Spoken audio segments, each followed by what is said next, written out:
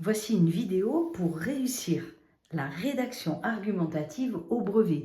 Vous savez, c'est le sujet de réflexion. Au brevet, vous en avez deux, toujours le sujet d'imagination et le sujet de réflexion. Celle-ci, la rédaction argumentative, donc le sujet de réflexion, est un peu plus technique. C'est pour ça que je fais cette petite vidéo.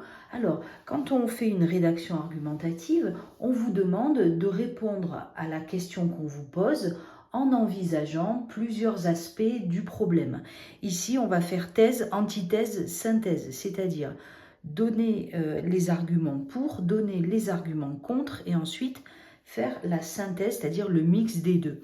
Donc là, on va partir sur, par exemple, un sujet de brevet. Certains sont favorables au travail des jeunes pendant les vacances et d'autres le refusent. Qu'en pensez-vous? Donc là, en fait, il faut toujours bien lire le sujet, souligner les mots importants. Donc ici, favorable, travail des jeunes pendant les vacances et refuse. Donc là, on voit bien le oui, non. Qu'en pensez-vous? Donc on peut à la fois penser que c'est bien de travailler quand on est jeune pendant les vacances, et on peut aussi développer des arguments contre. Ben non, c'est pas bien de travailler pendant les vacances quand on est jeune. Donc là, en fait, on va dégager ce qui est important, l'intérêt du sujet, et on va commencer notre plan. Alors le plan ne doit pas se faire un petit peu comme vous le désirez. Il y a des codes particuliers et d'ailleurs le professeur qui va vous corriger va respecter ces codes-là. Déjà, 3 parties les amis, introduction, développement, conclusion. N'hésitez pas à aller voir en fait ma vidéo sur l'introduction. Dans une introduction, qu'est-ce qu'on fait? On va faire 2 choses. On va présenter le sujet. Alors, qu'est-ce que ça veut dire? Ça veut dire parler du sujet, mais sans faire un copier-coller avec le texte, avec le sujet, d'accord? Donc, ça veut dire qu'on va le reformuler sans le dénaturer. On va en parler à notre façon. Ensuite, l'annonce du plan, c'est-à-dire que là, on peut dire, par exemple, nous verrons dans un premier temps euh, tous les côtés positifs du travail des jeunes pendant les vacances, puis nous aborderons tous les aspects négatifs, par exemple, d'accord? Dans le développement, on va faire 2 parties, parce que là, dans ces types de rédaction-là argumentative, on développe le pour, on développe le contre. Le sujet nous y invite, regardez, certains sont favorables et d'autres le refusent. Oui, non, on comprend bien.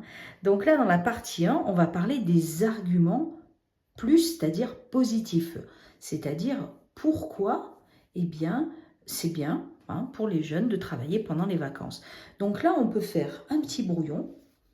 De toute façon, il faudra toujours faire un brouillon avec les arguments positifs, les arguments négatifs. Et donc là, vous faites la liste de vos arguments.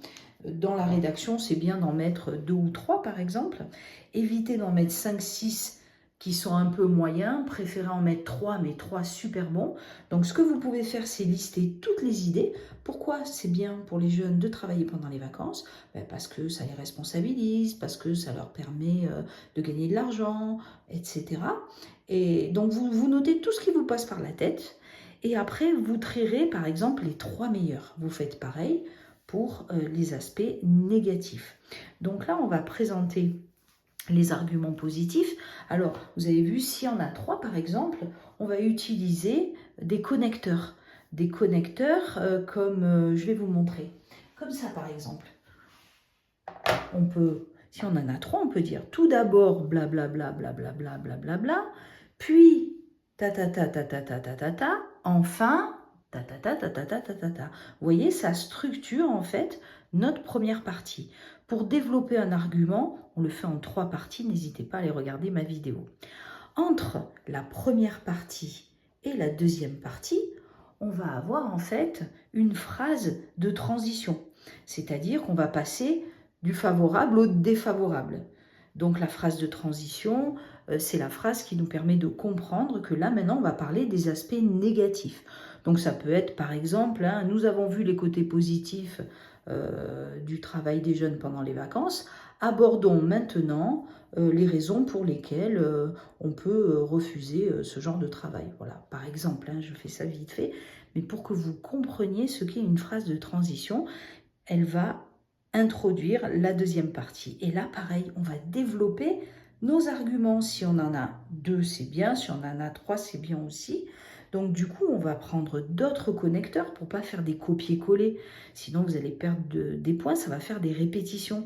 On peut dire premièrement, ensuite, pour finir. Et là, on a l'introduction de nos 3 arguments.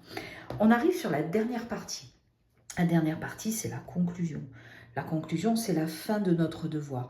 Donc finalement, on va faire une synthèse du développement. Ça veut dire qu'on va mixer un petit peu les côtés positifs et les côtés négatifs pour faire un petit bilan.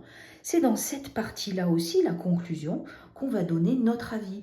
Ça peut commencer par « pour ma part », j'ai tendance à penser que blablabla, blablabla. Donc là, à vous de dire si vous êtes favorable ou défavorable, vous avez la liberté de l'exprimer ici. La fin d'une conclusion, alors c'est un bonus parce que des fois on trouve, des fois on ne trouve pas. C'est une question qui ouvre le sujet. Alors qu'est-ce que ça veut dire? Des fois c'est pas très facile à comprendre. En fait ça permet d'élargir la réflexion en posant une question.